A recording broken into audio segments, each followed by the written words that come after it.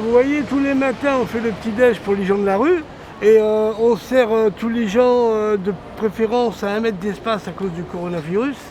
Et nous sommes 3 compagnons et il y a 70 bénévoles qui viennent chacun leur tour dans la journée, enfin, tous les jours de la semaine, quoi.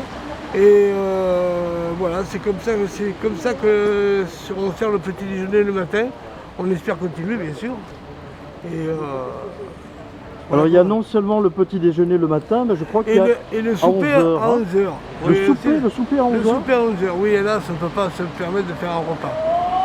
Mais le souper à 11h du matin Oui, à 11h du matin. D'accord, ok. Ah ouais, 11h. Autrement, j'aurais dit 23h. Oui, non, voilà. Voilà. Là, autrement, voilà, c'est comme ça se passe du mardi au samedi matin. D'accord. Voilà.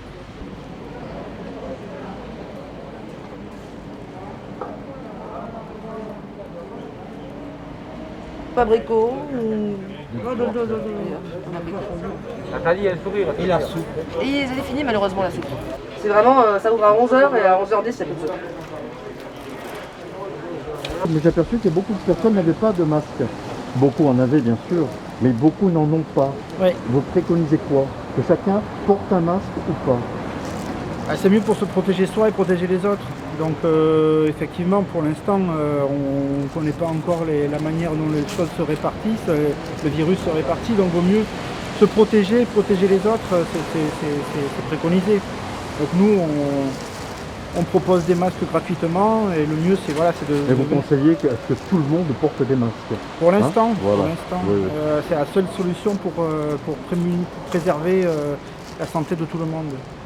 Marie-Christine et je suis bénévole sur les petits déjeuners organisés par Emmaüs et du coup moi je fais signer des attestations, je remplis pour les personnes qui viennent ici les attestations obligatoires qui peuvent faire l'objet d'un contrôle par les policiers.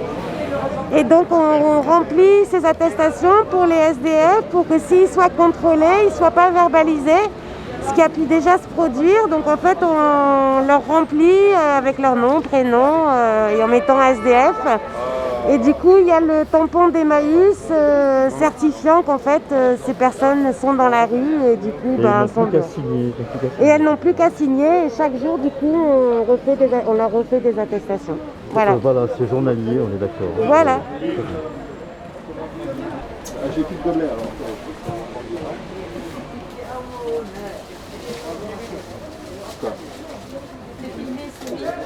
Ah, c'est la 1 ou la 2 Je m'appelle Virginie Roche, je suis bénévole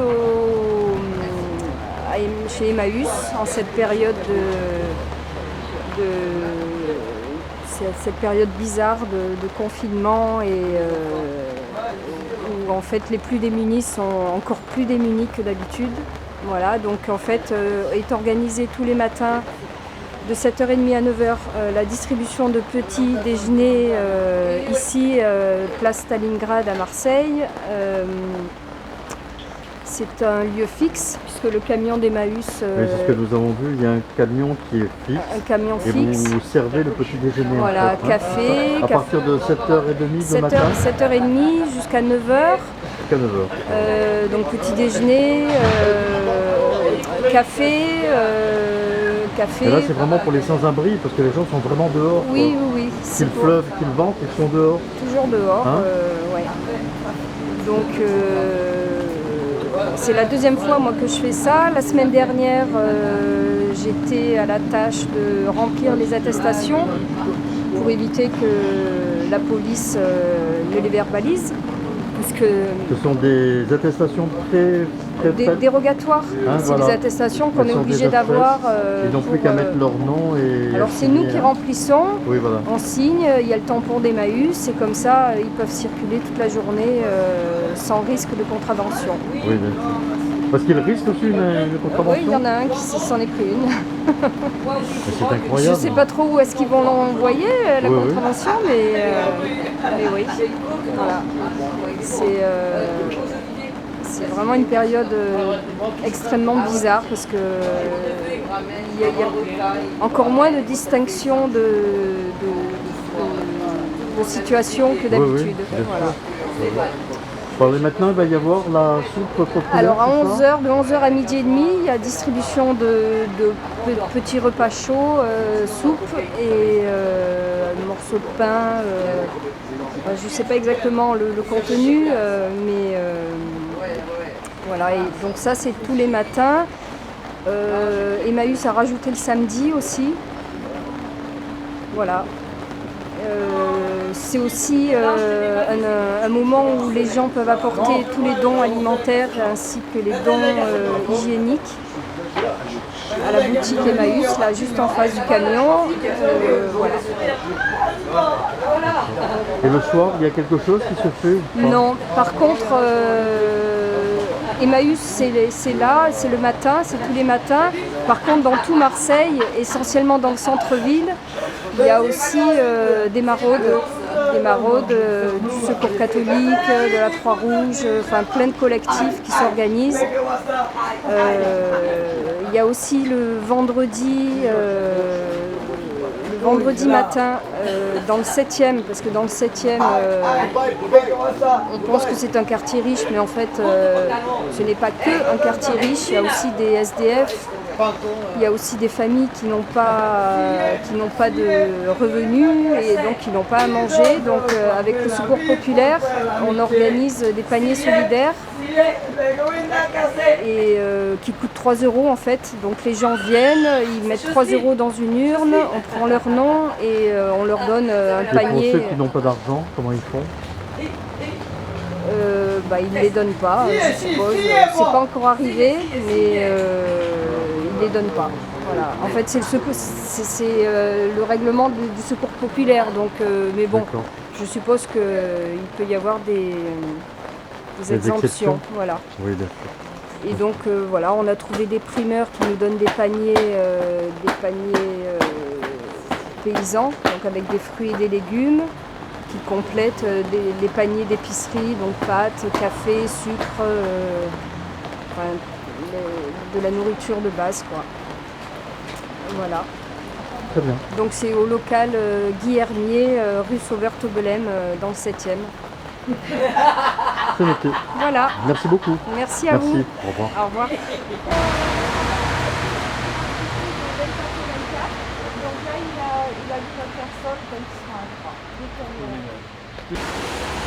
Alors de quoi s'agit-il? C'est tout simplement une visière de protection en rhodoïde et probablement en plastique recyclé. Et c'est des machines, 3D, des imprimantes 3D, c'est une imprimante 3D. Et en réalité c'est assez simple, sauf que c'est un petit peu long parce que les imprimantes 3D ne sont pas encore très rapides. Et donc il suffit juste de... Alors du coup ça permet... Alors on peut garder son masque habituel, mais l'idée c'est surtout de le distribuer aux personnes qui ne supportent pas le masque, notamment tous ceux qui disent qu'ils sont asthmatiques, qu'ils ont des problèmes. Et que ça enlève toutes les questions liées aux difficultés des personnes, à l'appréhension des personnes. Et donc voilà. Donc c'est pas pour l'instant pour distribuer à tout le monde, c'est pour distribuer aux personnes qui seront... Pardon, je remets mon masque parce que même si la caméra ne craint pas mes postillons, celui qui est derrière peut-être. C'est pour distribuer à des personnes qu'on rencontre en bas et qui, au petit déjeuner, au repas, qui ne portent toujours pas. Et donc on cherche toujours les alternatives, parce qu'il faut, les sécuriser, il faut qu'ils l'acceptent, qu'ils comprennent qu'en faisant ça, ils protègent les autres, etc. Donc c'est tout un boulot de prévention qu'on fait, tant sur les masques tissus alternatifs qu'on a commencé à produire le 17 mars. Le 17 mars, le lendemain des annonces de confinement, on s'est mis à produire des masques en tissu dans la communauté Emmaüs. Ouais. Depuis maintenant, on a mis en place un système de production qui est un peu généralisé, où on a des gens dans pratiquement tous les quartiers qui nous demandent, à qui on donne des élastiques, à qui on donne des tissus, et qu'on récupère pour pouvoir les distribuer. Donc dans ma vieille carcasse de voiture, j'ai de l'élastique. D'ailleurs, si tu veux voir, je te le montre.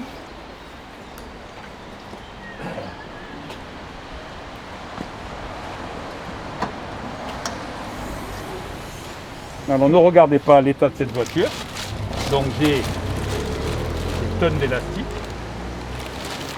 J'ai des tissus, du tissu de l'autre côté.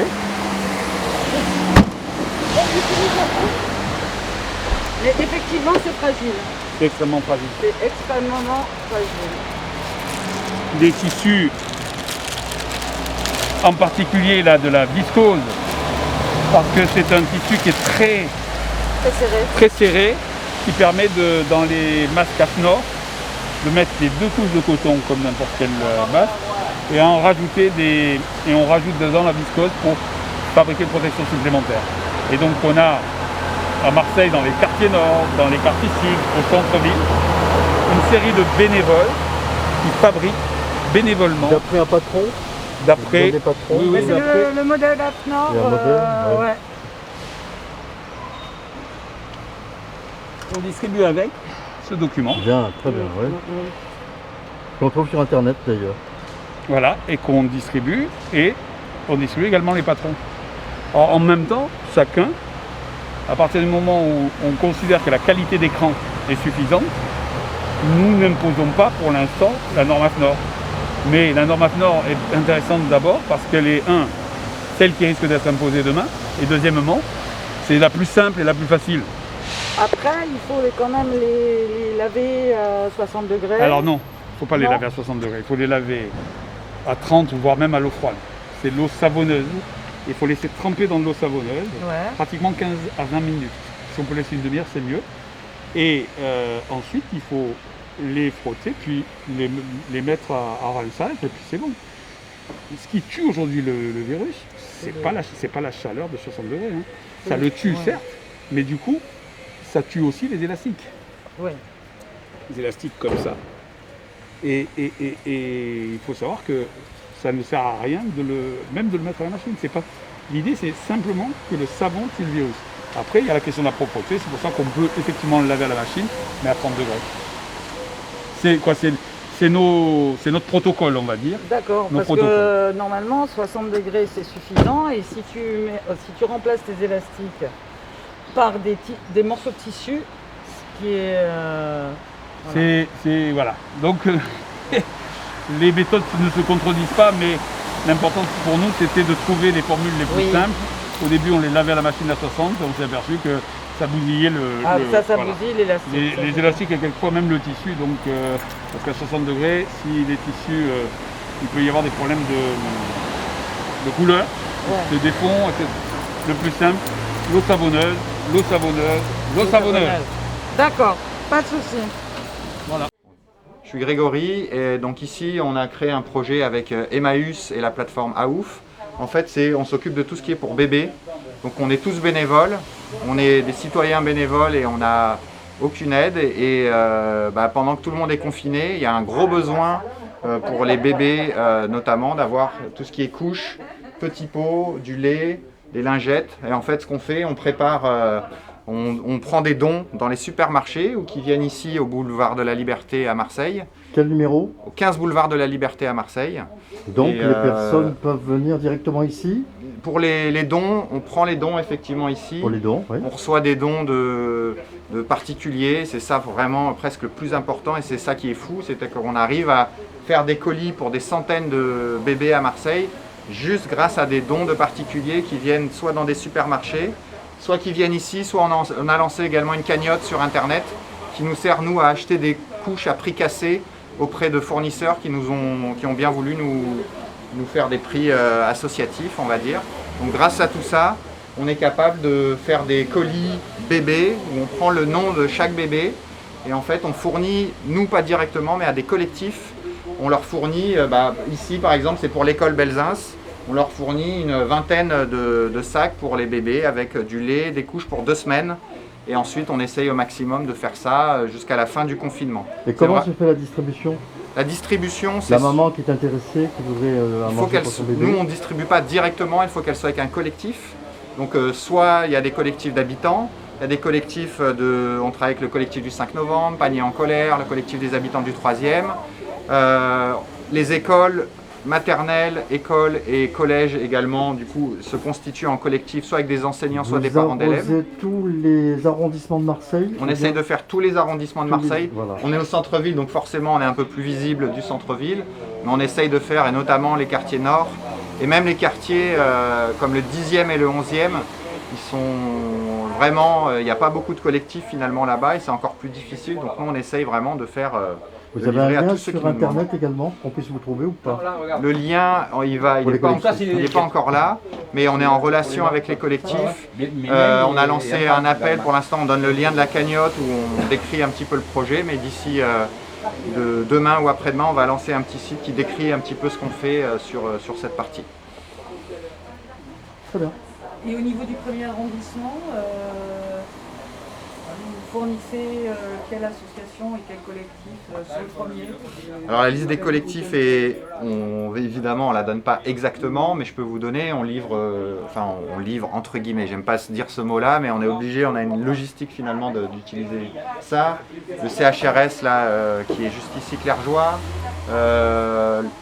le marché rouge qui est dans le premier également, Belzins qui est dans le premier. Il y en a pas mal effectivement de collectifs du premier, donc voilà un certain nombre. Le collectif du 5 novembre, on peut dire aussi qu'ils sont dans le premier. Le panier, non, c'est plutôt le deuxième, mais bon voilà un petit peu. On gère, on est en relation avec une quarantaine ou une cinquantaine de collectifs. C'est pas, évidemment, c'est pas tout Marseille, hein, on est sûr, mais on essaye, du coup on est là pour, s'ils nous demandent, on a une procédure où ils peuvent nous contacter. La procédure est affichée notamment au McDo de Sainte-Marthe, auquel on est en relation très forte. Et donc il y a une petite affiche qui dit aux collectifs, comme là-bas c'est pareil, c'est que les collectifs qui vont chercher à manger, des colis alimentaires, nous on fait l'équivalent, mais pour des colis pour bébés. Donc ils ont la procédure pour nous contacter, ils nous envoient un mail avec un certain nombre de renseignements qu'on leur demande. Et ensuite on prépare les colis et soit on leur livre. On a vraiment une équipe de bénévoles, donc tous les jours il y a 5 ou 6 bénévoles différents qui viennent ici dans ce local pour faire le tri et préparer les colis. Et ensuite on a des bénévoles qui sont dans les supermarchés, donc il y a une dizaine de supermarchés dans Marseille où il y a des bénévoles qui font de la collecte. Et on a une dizaine de livreurs qui en fait prennent les colis quand on leur demande et qui vont faire une petite tournée de les donner à tel collectif et telle famille. Il y a des cas où on livre directement en famille. Parce qu'on est en contact aussi, les MDS aussi, les maisons de santé, nous contactent aussi, et nous vraiment on ne fait pas de discrimination. Si c'est quelqu'un qui identifie un contact d'urgence, on a même des hôpitaux qui nous contactent, etc. Si c'est identifié, nous on fait confiance et on va livrer. Là on est dans une notion d'urgence et on essaie d'y aller très vite. Voilà.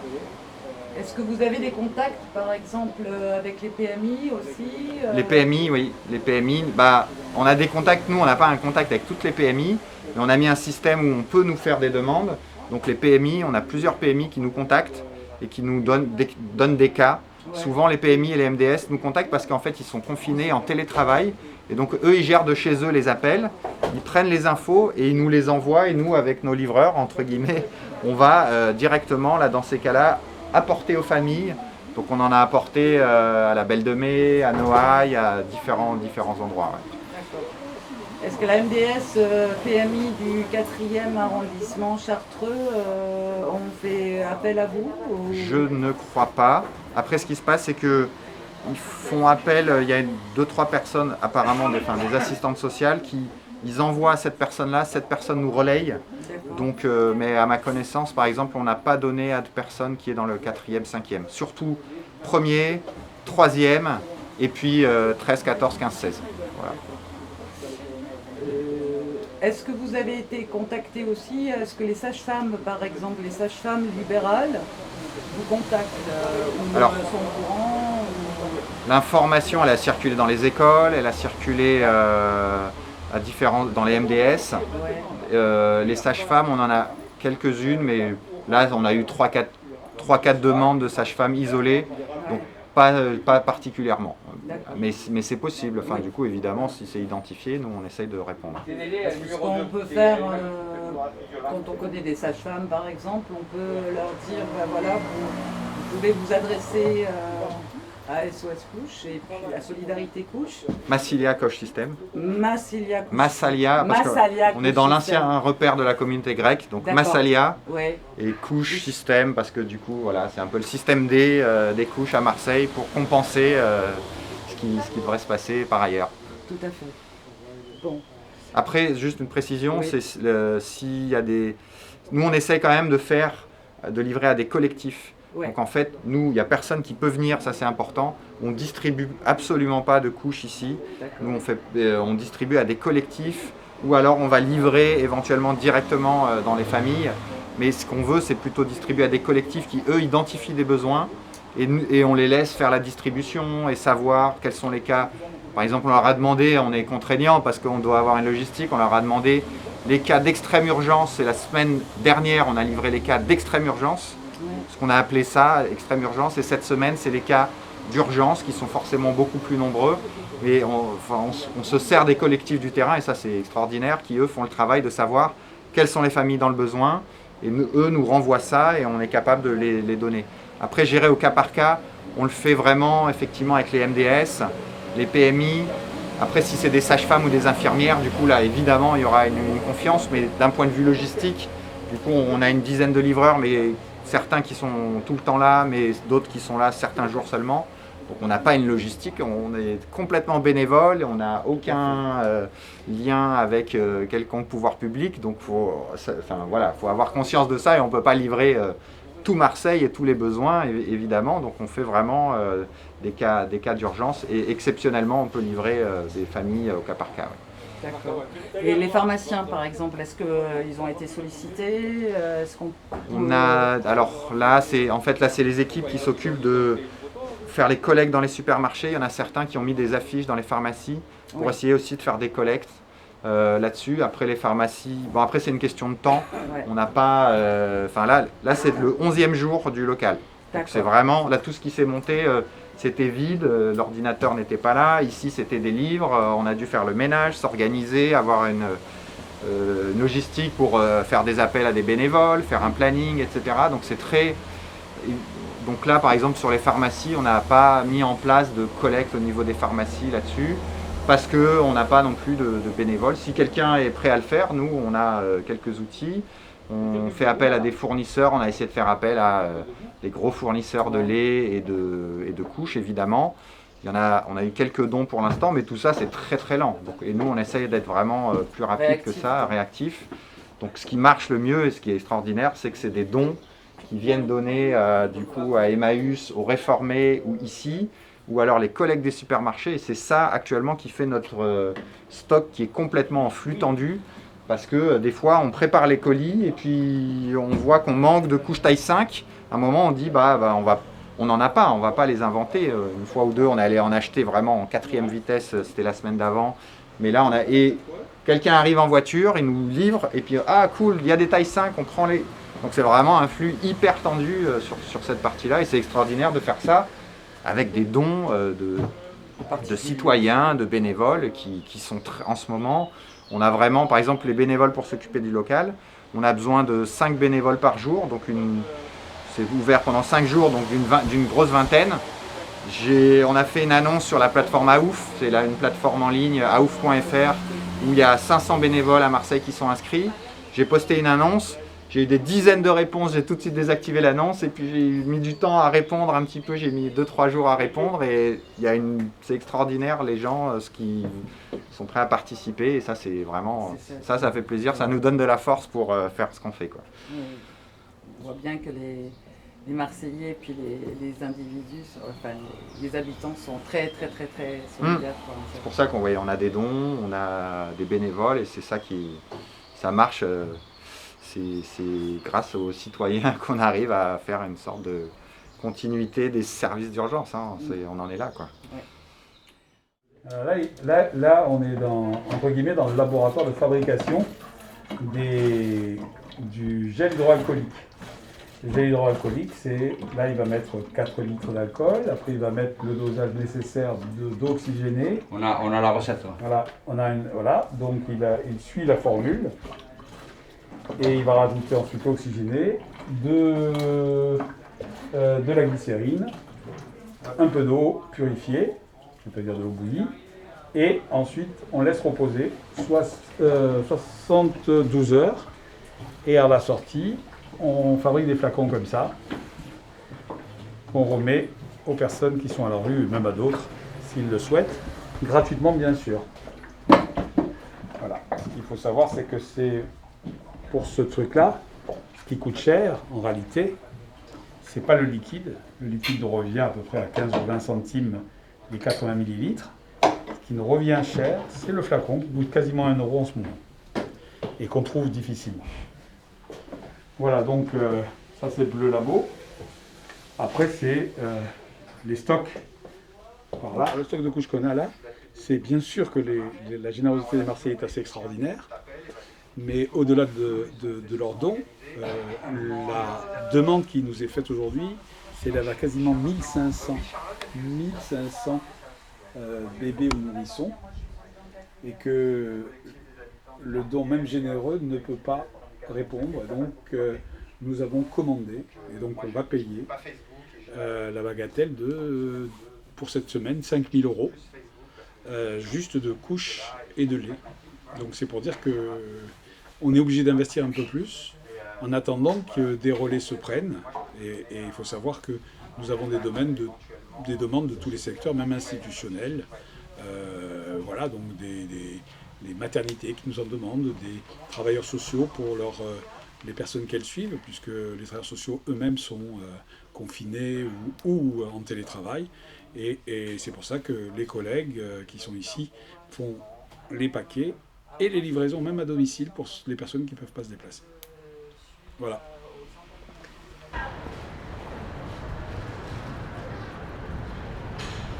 Ça, c'est des chips.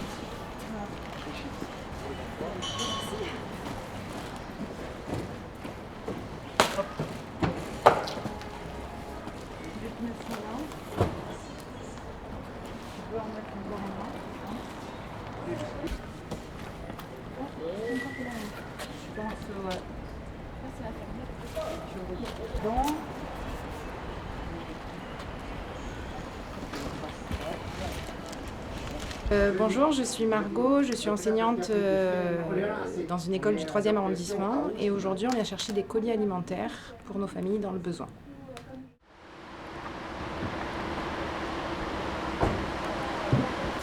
Alors nous sommes où? Nous sommes là à la banque alimentaire des Bouches-du-Rhône.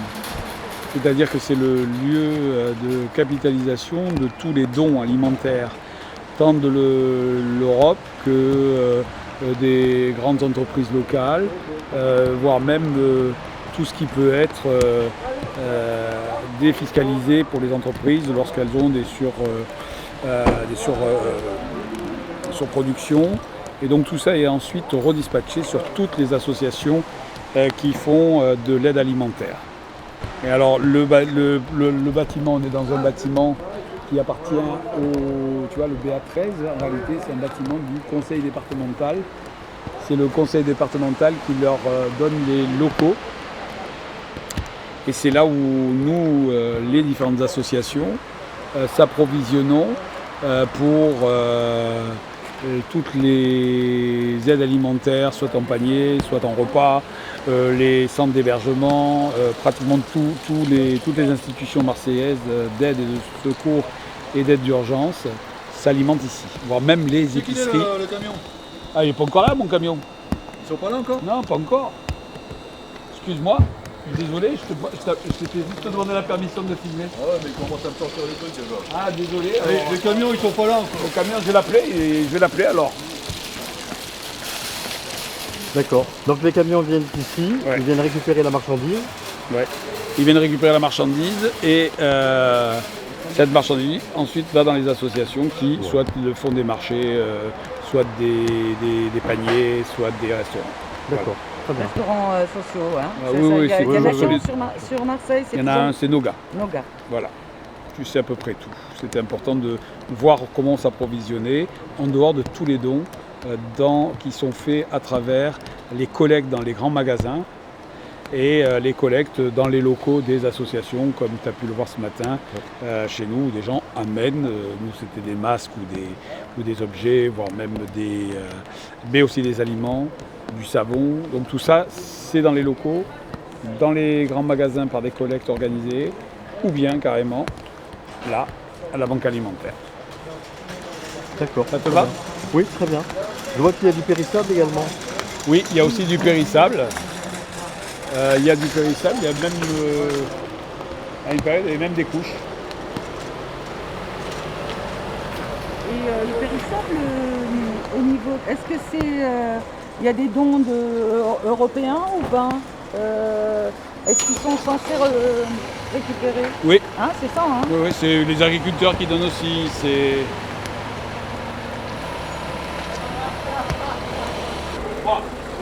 Normalement, comme d'habitude, mais là c'est pour aller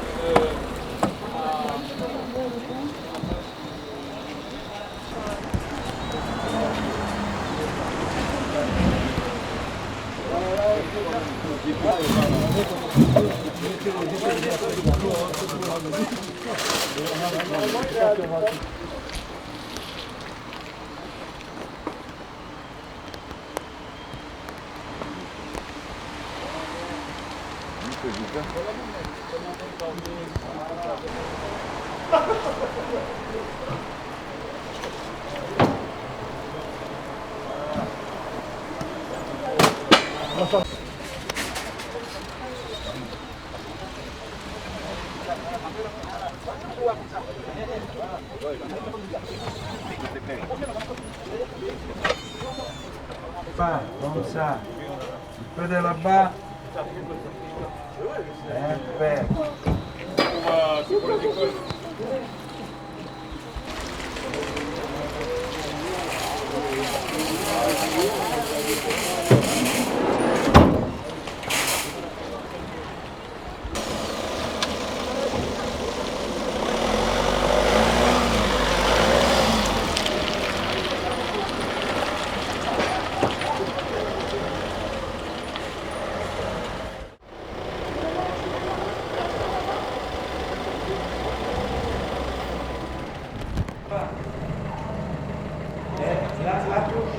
La prochaine semaine.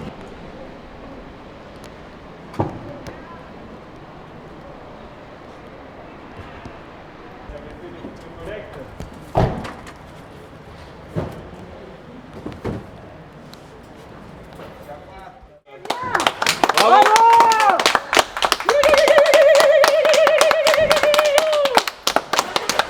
Voilà.